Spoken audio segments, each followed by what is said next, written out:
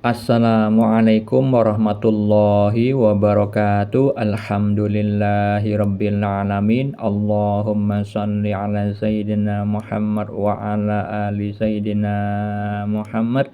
Kali ini saya bagikan lagi kisah mimpi yang dialami seorang hamba Allah di akhir zaman ini, yaitu salah satu cicit dari almarhum Kiai Haji Hasan Sepuh Genggong yang terkenal kewaliannya di Jawa Timur. Sebut saja salah satu cicit dari Kiai Hasan Sepuh tersebut dengan nama si Fulan, bukan nama yang sebenarnya. Fulan bermimpi bahwa dirinya dan istrinya itu melihat ada sepasang suami istri yang membicarakan tentang sunnah.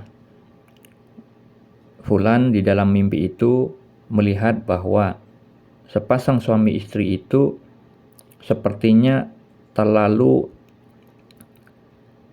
membanggakan amalan sunnah yang mereka kerjakan, sehingga Fulan memberikan suatu pertanyaan yang kurang lebihnya pertanyaan itu, lebih baik mana orang yang selalu istiqomah sholat wajib dan sholat sunnah tidak pernah lubang, tidak pernah tidak meninggalkan, dengan orang yang melakukan sholat wajib dan amalan sunnah terkadang tidak dilakukan karena khilaf.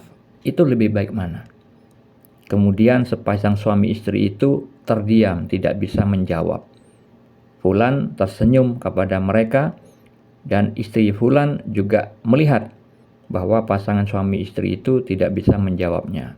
Fulan mengetahui jawabannya, namun mimpi tersebut berubah visualnya dengan adanya Fulan itu melihat ada ikan di dalam air, airnya itu bening sehingga Fulan bisa melihat ikan itu di dasar air tersebut.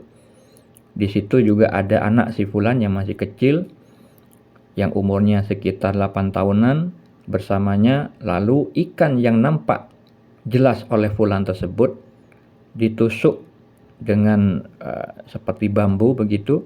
Akhirnya ikan itu langsung kena sekali tusuk. Kemudian ikan itu diberikan kepada anaknya, yang kemudian ikan itu akan dinikmati. Lalu apa takwil mimpi atau makna mimpi tersebut? Sebelum saya takwilkan mimpi tersebut, perlu diketahui bahwa mimpi adalah bagian dari syariat Islam. Banyak dalil atau keterangan yang menjelaskan tentang mimpi dan juga tentang ilmu takwil mimpi. Beberapa di antaranya yang perlu diketahui agar mengimani bahwa mimpi itu jangan diremehkan. Bukan saja kembangnya tidur, melainkan ada petunjuk mimpi dari Allah Subhanahu wa taala yang bermanfaat bagi manusia yang bermimpi maupun orang yang dimimpikan.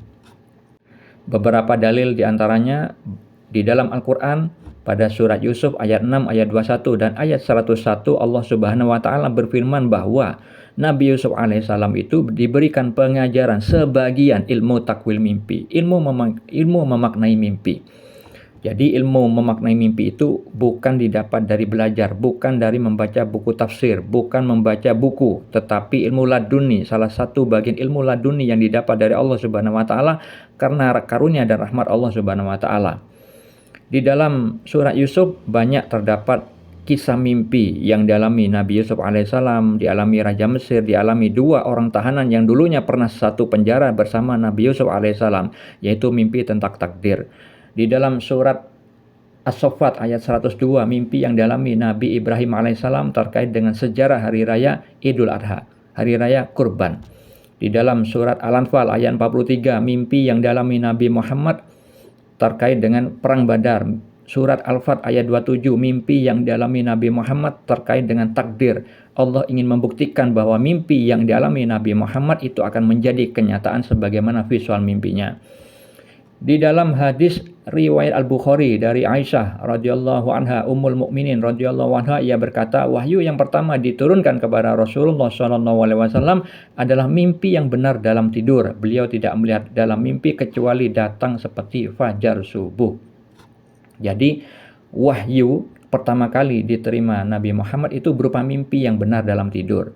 Makanya saya menganjurkan jangan meremehkan mimpi, karena mimpi seorang mukmin, mimpi seorang muslim yang soleh itu adalah satu bagian dari nubuah, dari kenabian, yang mana mimpi dari bagian kenabian itu tidak mungkin dusta. seperti yang disabdakan Nabi Muhammad.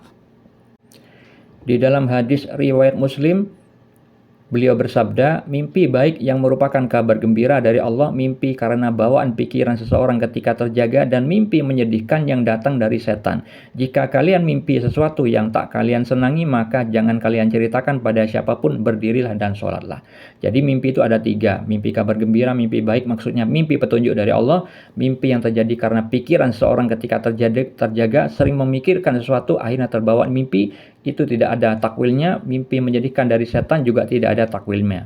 Mimpi yang bermanfaat, yang memiliki makna, memiliki takwilan, itu hanyalah mimpi yang baik, yaitu petunjuk dari Allah Subhanahu wa taala. Kalau mimpi buruk tidak boleh diceritakan dan dianjurkan untuk sholat sunnah meminta perlindungan kepada Allah Subhanahu wa taala.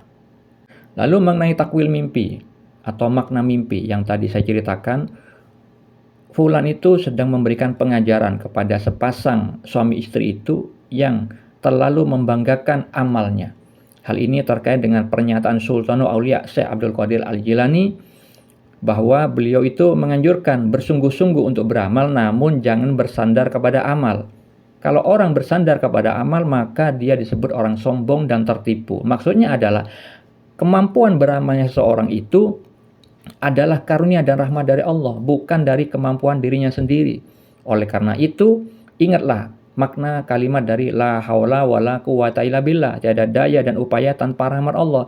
Manusia tidak bisa menghindari maksiat tanpa rahmat Allah, dan manusia tidak bisa mengupayakan dengan dirinya sendiri untuk berbuat takwa kepada Allah tanpa rahmat dari Allah.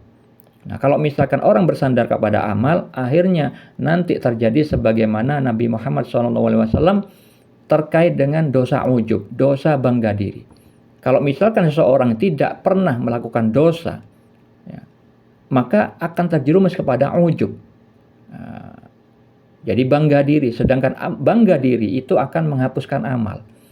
Allah paling benci kepada orang membanggakan diri sendiri dengan amalnya, dengan kesolehannya.